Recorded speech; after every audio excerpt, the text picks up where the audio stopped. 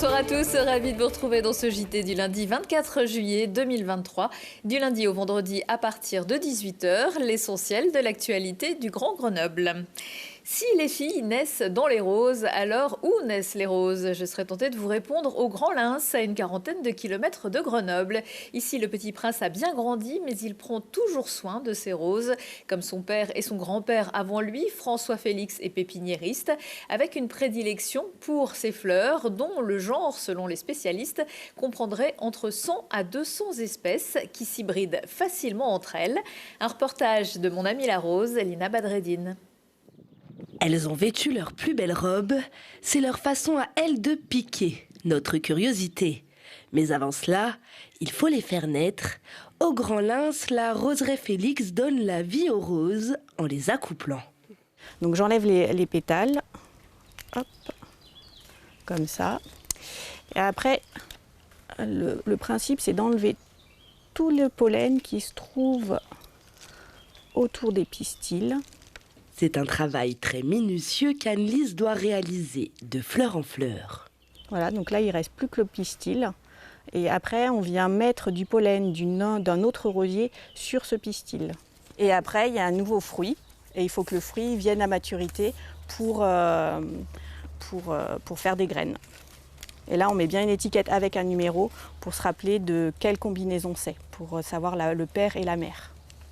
Chaque combinaison est réfléchie à partir de 2 fleurs avec des caractères intéressants, car l'hybridation est complexe et imprévisible. C'est pas parce que la maman est rouge et le papa est rouge qu'on va avoir des bébés rouges. Obtenteur de roses est un métier rare et un métier d'art. Ici, ils effectuent 3000 croisements chaque année pour finalement ne garder qu'une seule variété. Et il faut 8 ans entre la fécondation et la sélection ultime pour voir peut-être un jour éclore la rose de ses rêves. Mon Graal, depuis que j'ai commencé en 2006, c'est de trouver une rose orange à grandes fleurs parfumée qui soit suffisamment résistante pour qu'on puisse l'utiliser dans le paysage ou dans les jardins d'amateurs, mais sans s'en occuper, sans beaucoup la tailler et surtout sans la traiter, puisqu'un rosier doit pouvoir pousser tout seul. Et en attendant de voir ses rêves fleurir, la roseraie Félix continuera d'œuvrer en toute humilité, car soumise aux lois de la nature. La saga des roseraies Félix à retrouver dans l'émission Alpes Décideurs en replay sur télégrenoble.net. Si son nom évoque irrémédiablement une boisson alcoolisée, parfois une couleur, tiens, comme la rose, il ne faudrait pas oublier que la Chartreuse, c'est avant tout un massif et depuis 28 ans, un parc naturel régional entre Isère et Savoie, accessible depuis Grenoble en d'une poignée de kilomètres.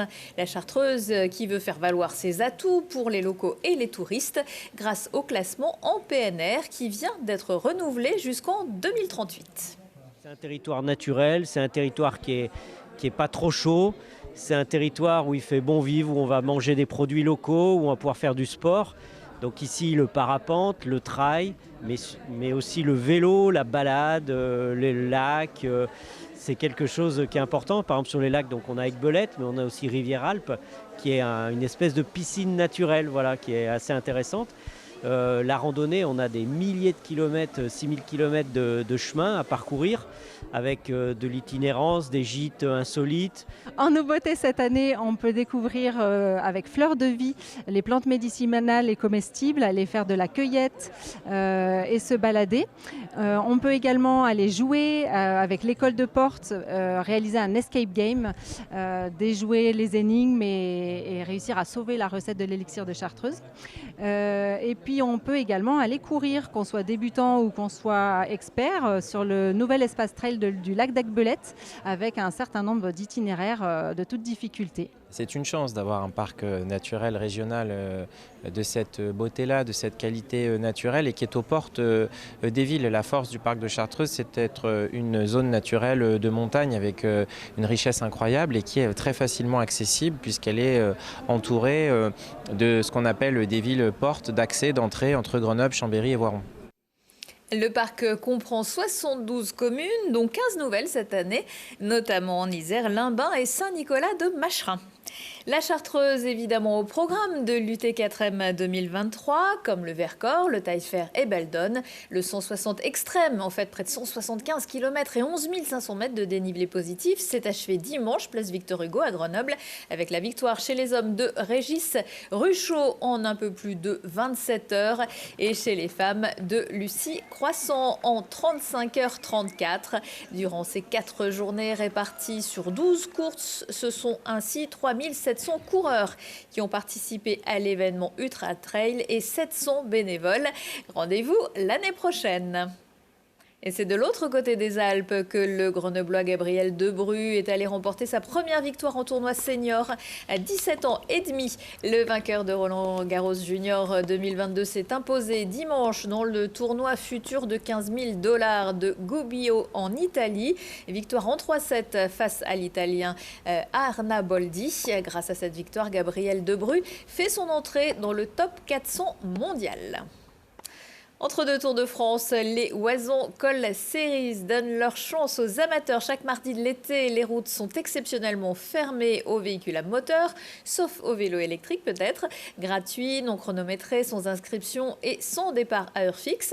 Et pour les sportifs du mardi, un ravitaillement bien mérité à l'arrivée. Ce mardi, de 9h à 11h, les coureurs pourront rejoindre les Deux Alpes au départ du barrage du Chambon. 9 km et 610 mètres de dénivelé à gravir à la force des mollets. À suivre la semaine prochaine, le col du Sabot.